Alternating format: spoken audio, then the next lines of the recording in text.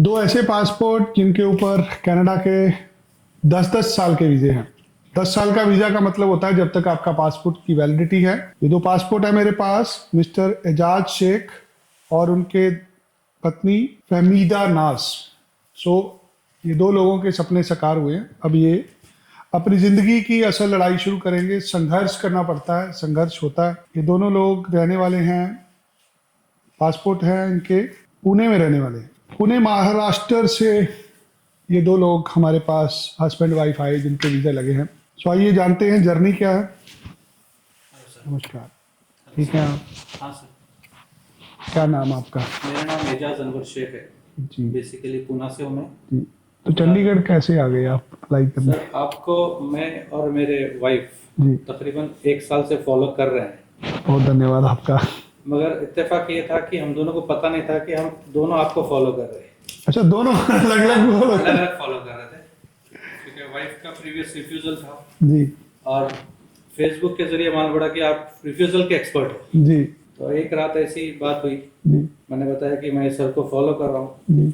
वो सामने से बता रही है कि मैं भी फॉलो कर रही हूँ। पति पत्नी दोनों अलग अलग से फॉलो कर अलग रहे हैं। अलग फॉलो कर रहे हैं। जी तो फिर प्लान हुआ कि नहीं, मिलना जरूरी है अब जी। तो इत्तेफाकन तो पुणे से आप चंडीगढ़ आए अप्लाई करने के लिए? जी जी बिल्कुल। चलिए, बहुत बहुत धन्यवाद आपका। आप दोनों के वीजा आ चुके हैं और आपको 8-8 साल के एम्बेसी ने वीजा दिए हैं। जी सर, अब कैसे आगे की लड़ाई लड़ेंगे? ऊपर वाले ने यहाँ तक तो पहुँचा दिया, उम्मीद है आगे भी हेल्प होगी। एक ना विश्वास होता है। दुनिया में हर चीज आप खरीद सकते हो, आप विश्वास नहीं खरीद सकते। बिल्कुल सर। एक होप जो पुणे में आपको नजर आई, आपने हमारे ऊपर विश्वास किया, आपको वीजा मिल गए। मैं इस वीडियो के माध्यम से सिर्फ आपसे जानना चाहूंगा कि जो लोग नहीं जा पाते, जिनके रिफ्यूजल आ जाते हैं, आपका भी रिफ्यूजल था वाइफ का, आपको वीजा मिला, आप लोगों को क्या सलाह देना चाहेंगे? क्या हमारे यहाँ पे काम होता है किसी का? बिल्कुल, जैसा पहले मुलाकात हुई थी, जी जब आपके तरफ से वादा हुआ था कि जी बस डॉक्यूमेंट सबमिट करो, जी पैसा काम होने के बाद ही होगा। जी फिर आपके गुरमीत सर, जी। अलका मैडम, जी इन्होंने हेल्प की, जी पूरा प्रोसीजर बताया, उस तरीके हमने सबमिट भी किया फाइल जी और अल्हम्दुलिल्लाह आ भी गया। और आपके जैसी बात थी वही बात पे पेमेंट्स वगैरह हर चीज़ उसी तरीके से हुआ। पैसे आपसे वीजा के बाद लिए गए? बिल्कुल, वीज़े के बाद ही लिया। आपका कारोबार क्या करते हैं आप? मेरा बेसिकली कम्युनिकेशन सिक्योरिटी सिस्टम्स का काम है सिक्योरिटी सिस्टम्स का? जी, और उसके साथ रियल स्टेट्स का थोड़ा करता हूँ। जी। तो पहले के रिफ्यूजल किस वजह से था आपका? पहले एक्चुअली रिफ्यूज़ल इसलिए था, एक तो यूके में मैं लॉकडाउन के टाइम ठहर गया, जी जी उसके वजह से रिफ्यूज़ल यूके था, मेरा कनाडा रिफ्यूज़ल था। जी। और आपके मैडम का? वाइफ का स्टडी परमिट का रिफ्यूज़ल था। जी जो पहले हमने हैदराबाद में से ट्राई किया था, उन्होंने फंड्स में कुछ मिसमैच कर दिया। हालांकि फंड्स मेरे अपने थे, जी जीआईसी वगैरह सब पेड थी, जी। मगर वहां से गलती हुई थी। अभी आपको वीजा मिला है, जी सर। ये वीजा में आपने कितने फंड दिखाए थे?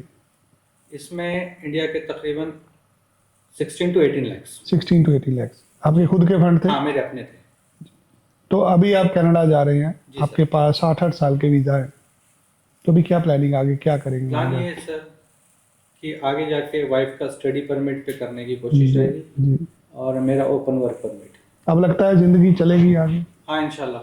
बहुत मेहनत करनी पड़ती है। बिल्कुल जरूरी है सर, उसके तैयार कुछ है? नहीं होगा। बिल्कुल तैयार है सर। घर बाहर कोई नहीं होगा वहां पे? बिल्कुल सर।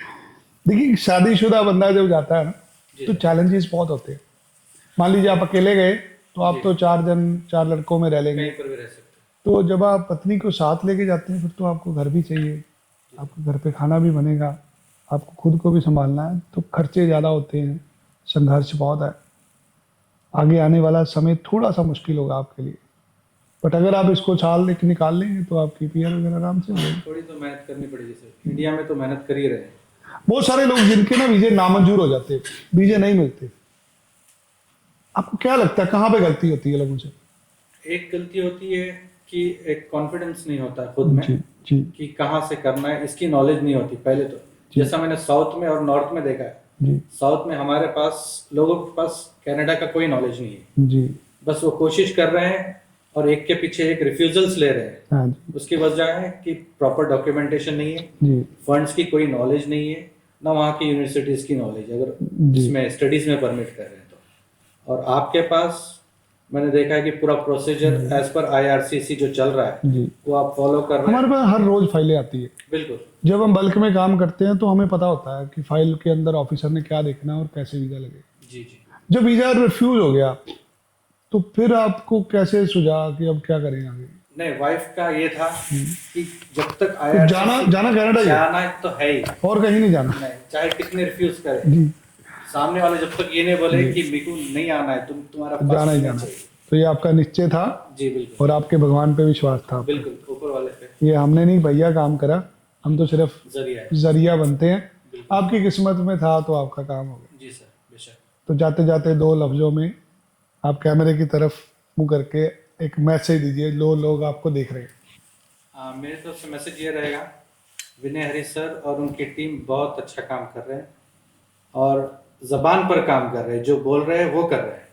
ऐसा नहीं कि कुछ और बोल रहे हैं और कुछ और हो रहा है। मेरे को तो बहुत कॉन्फिडेंस है और इंशाल्लाह मैं, मेरे रिलेटिव्स भी जो कोशिश कर रहे हैं और मेरे फ्रेंड्स, मैं सर के लिए बिल्कुल रिकमेंड करूंगा। और आप भी करें। आपके वहाँ पे कौन सी लैंग्वेज बोली जाती है? कहाँ पर सर? पुणे में पुणे में हिंदी। हिंदी जानते हैं हिंदी सब? उर्दू, हाँ। हिंदी और उर्दू। मराठी बेसिक वो है। तो मराठी आता है आपको बोलना? मराठी तो नहीं, कम आता है। कम आता है। चलिए, बहुत धन्यवाद आपका। ये आपके पासपोर्ट है। Thank you sir. ईश्वर आपको खुश रखे और जल्दी से पीआर करा के वापस। बिल्कुल सर। धन्यवाद। Thank you sir.